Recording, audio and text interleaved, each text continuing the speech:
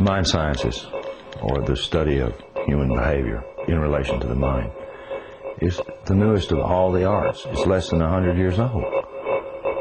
And it is by far the one that is most cloaked in secrecy.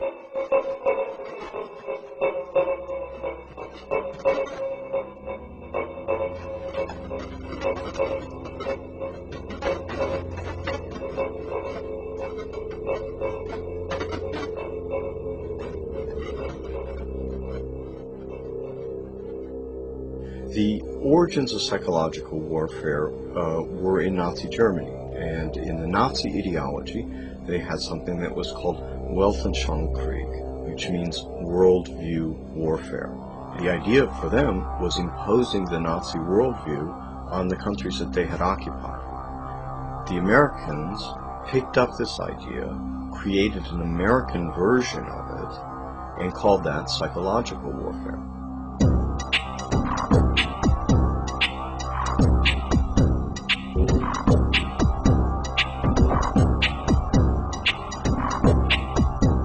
In trying to understand psychological warfare and in trying to understand the American approach to the post-war efforts to control people's minds, both as individuals and on a mass scale, there's a lot of illusions about how that was done.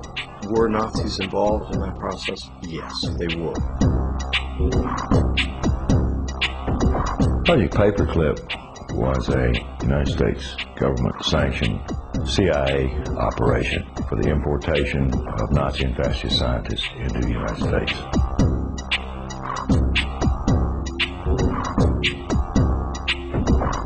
Their statement was simply this: if we don't bring these people into this country and contain them, then our enemies, the Soviet Union, will get them.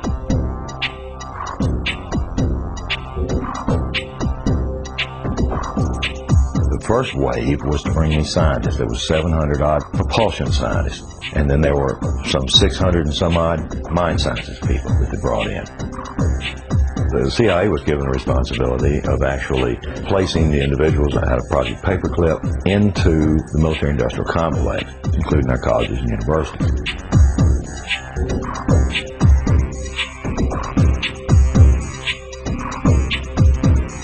Mind control was a psychological warfare weapon that Adolf Hitler regarded as the answer for taking over the entire planet.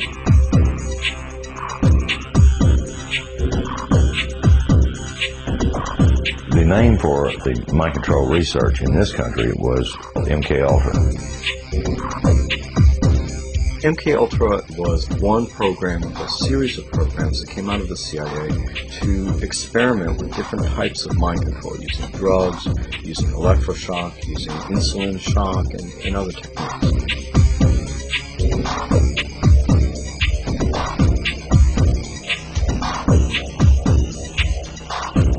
I think that the goal for those people who planned the program was very straightforward. It was an attempt to figure out a way to interrogate people and to learn how to protect their own agents against control by others.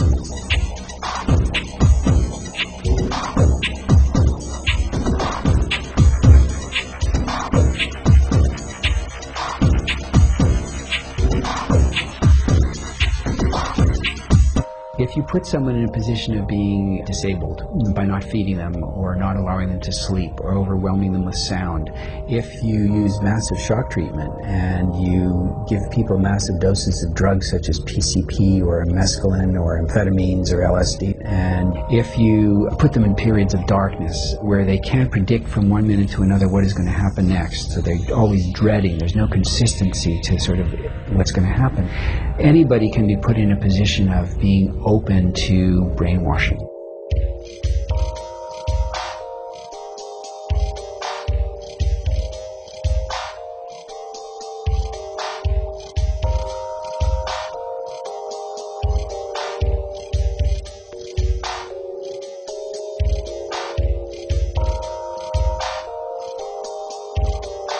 Ewen Cameron was probably the foremost psychiatrist of his time in the 1950s.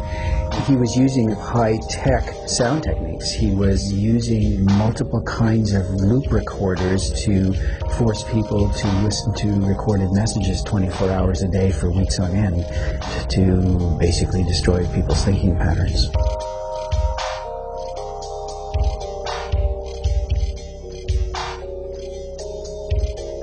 He injected the lysergic acid into the vein, and he patted me on the shoulder and said, "Now there, lassie, we'll see you later." And I started to feel very frightened, and the fright became a terror. And I sort of began throwing myself from one side of the room to the other. I didn't know what to do to stop this feeling. It felt like my bones were melting,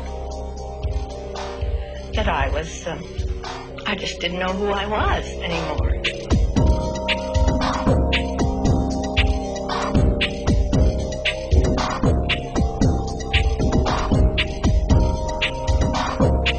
This is not just break-ins of people's homes. It's not just invasions of privacy by illegal wiretapping. This is an invasion of a person's mind. And that is about as profound an injury, except for loss of life, that the government can impose.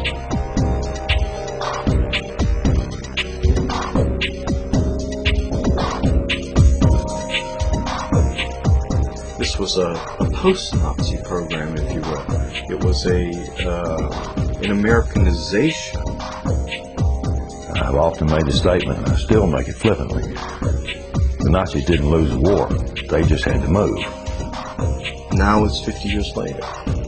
Now they're much more clever, much more sophisticated. They have a lot more money to spend.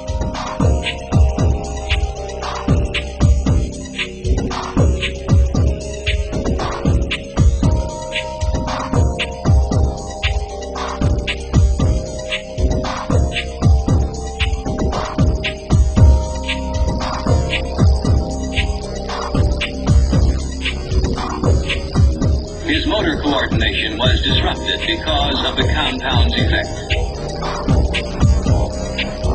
Although his vision was not impaired, he found it difficult to focus his attention on the next objective.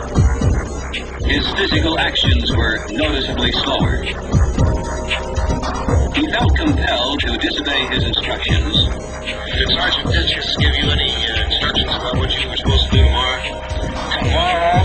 What, is today Thursday? Today's Thursday. Today's Thursday. Wars are not won on the battlefield. They're won in the minds of the people.